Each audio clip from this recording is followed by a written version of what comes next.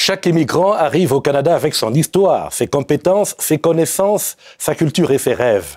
L'intégration est-elle un long fleuve si tranquille ou doivent-ils braver le défi d'un nouveau départ, repartir à zéro, parfois loin de leur passion? C'est la réponse à laquelle tentaient de répondre les intervenants au 17e symposium de l'immigration francophone qui vient de s'achever à Winnipeg.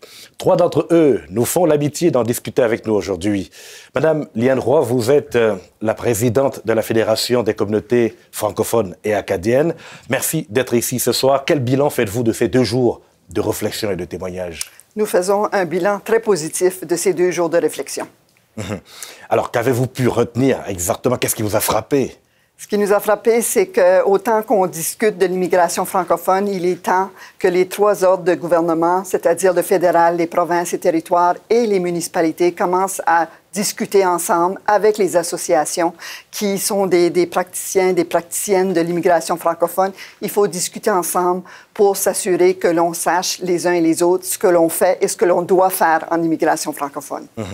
Madani Wologem, vous êtes médecin neurologue, 20 ans de carrière, mais ici, vous faites un peu dans les maisons de retraite en même temps que vous corrigez des thèses de doctorat quelque part. Avez-vous pu intégrer ces ordres professionnels? Je dirais non. C'est très compliqué au départ. Pour le moment, je passe mon temps en fait entre les maisons de retraite et la correction des thèses en ligne. Et également, je supervise en fait des agrégés d'autres pays en ligne. Donc, cette intégration dans les ordres est très, très compliquée. C'est vraiment un parcours du combattant. Alors, je vais me tourner vers Linda Cardinal, qui est à l'Université de l'Ontario, français, vice-rectrice adjointe à la recherche. Vous disiez pendant le symposium que la difficulté d'intégration peut contribuer à la déqualification des nouveaux arrivants. Comment peut-on briser ces barrières, faire bouger les lignes? Ah, mais c'est vraiment tout le travail qu'il faut être fait avec les ordres professionnels parce que nous, on a une immigration choisie au Canada. On va chercher la crème de la crème dans les pays outre-mer. Et puis, on a même des gens hyper qualifiés, souvent beaucoup plus qualifiés que la population locale. Et voilà qu'ils arrivent et qui, comme votre dernier intervenant, ne peuvent pas exercer leur profession. Alors, il y a une incohérence dans notre approche qui fait qu'on va chercher de très bonnes personnes qui ne pourront pas mettre à profit leurs compétences dans leur nouveau pays d'accueil.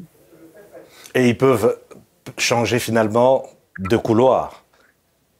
Oui, c'est vraiment dommage. On a tous l'histoire des Vietnamiens qui étaient venus dans les années 70-80, des doyens de faculté de droit qui sont devenus des chauffeurs de taxi, mais on ne veut pas que ça se reproduise encore maintenant. Donc, il y a un travail important à faire et c'est dans la nouvelle politique d'immigration francophone, de travailler avec les ordres, voir comment on peut aménager les règlements, créer des parcours, peut-être faire du mentorat entre un médecin ici et un médecin qui arrive pour s'assurer que la personne puisse rester dans le système. Parce que vous savez, on a des pénuries d'emplois importants au Canada. Tout le monde le dit.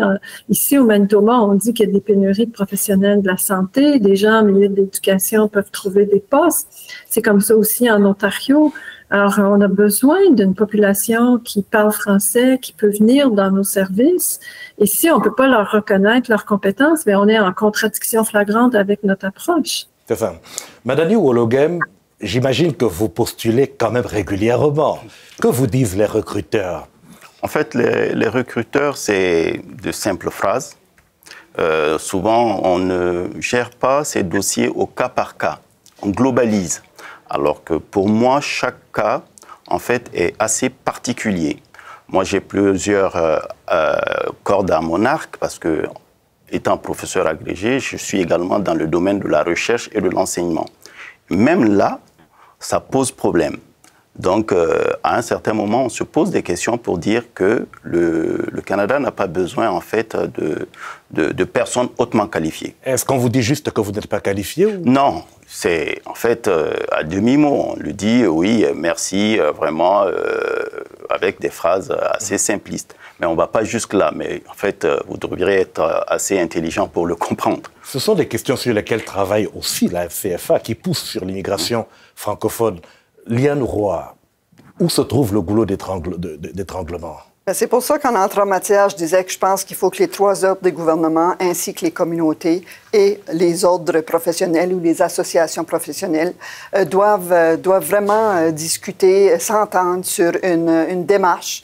On en parle dans la politique en immigration francophone, mais il faut s'assurer qu'on mette les bonnes personnes autour de la table pour justement régler plusieurs de ces situations-là, comme monsieur, parce que c'est des situations qui sont inacceptables. Parce qu'on le voit en enseignement, on le voit dans la santé, on le voit dans plusieurs autres domaines, pénurie de personnel, mais parcours de combattants pour ceux qui arrivent, parfois qualifiés.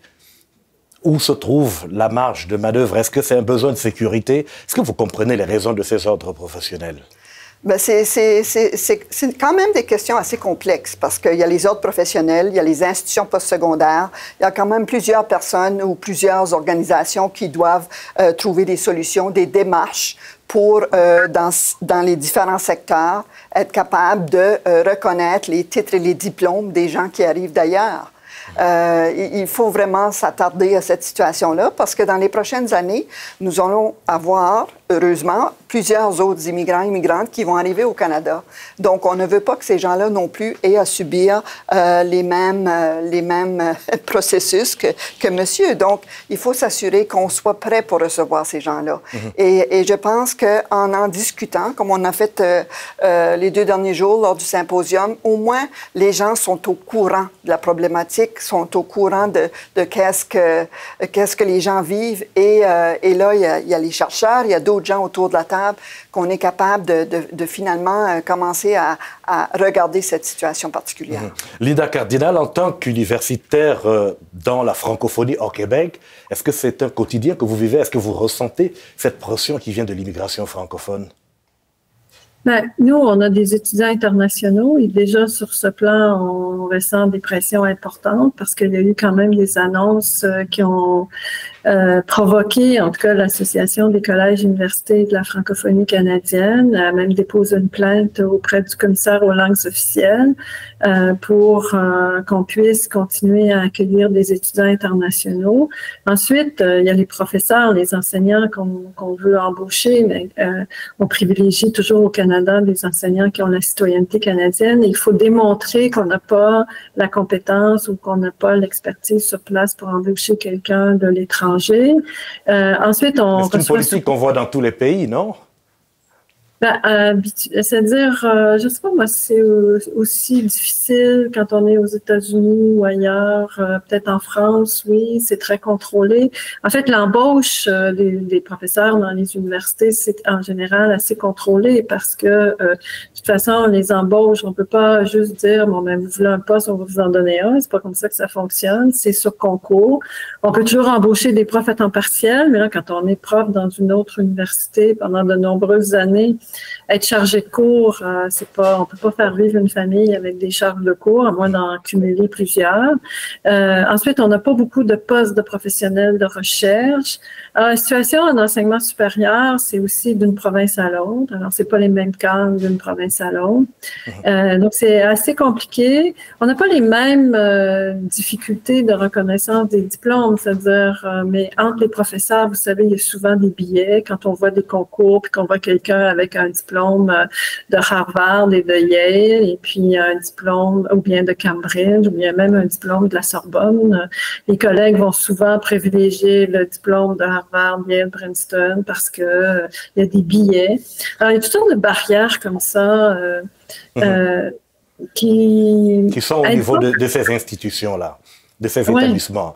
Madani Wologem, jusqu'où êtes-vous prêt à aller? Pardonnez-moi d'insister sur votre cas parce que vous êtes notre cas type. Jusqu'où irez-vous pour attendre d'intégrer l'ordre professionnel des médecins? Non, moi je dirais que, en fait, je ne vais pas la subir, cette immigration. C'est le terme que j'ai employé. Étant enseignant, chercheur, je continue à exercer. Je donne des avis, en fait, dans le domaine de la télémédecine, tout ça. Donc, je ne reste pas les bras croisés. Et entre autres, je dois préparer, en fait, un diplôme à l'université. Mais bon, si ça ne passe pas, c'est que ça ne passe pas. C'est ce que j'ai dit. J'ai un plan B. Donc, ce plan B, il faut le garder dans un petit coin de la tête et ne pas subir cette immigration. Est-ce que la FCFA a un plan A, Madame Roy, en 30 secondes?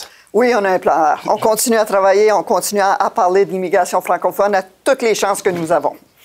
Je vous remercie tous les trois d'être venus participer à cette discussion. Évidemment, je vous souhaite bon retour. Au revoir. Merci. Merci. Au revoir.